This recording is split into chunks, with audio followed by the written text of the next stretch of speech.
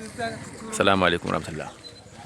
Garin Jumbun kenan wanda ke kasar Miya mai tarihi. Mun iso wannan gari tun jiya.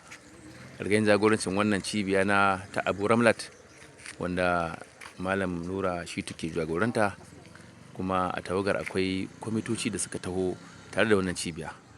Wannan ƙasa ce mai tarihi domin yanzu da ake bayani cewar asali duka musulunta aka yi. Za a ga wani masallaci a wannan kan tudu. Wannan ne masallaci na gidan sarki wanda kuma Allah ya yi wa sarkin rasuwa an naɗa sabo. Yanzu nan muka yi bayanai tare da shi.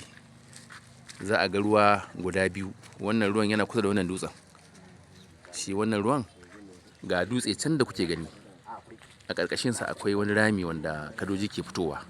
Su wannan kadoji ne al'ada. Sannan kuma za a ga wani ruwan gashi nan a ɓangaren kudu da wannan gari.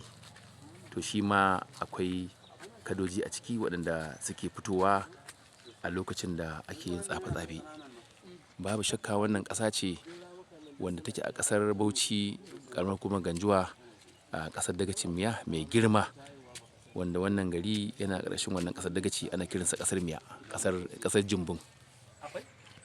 Za mu ji bayanai daga bakin shugaban kwamitin da'awa, Malam Hamisu Jumbun, wanda zai mana bayani akan al'amarin yanzu insha Allah.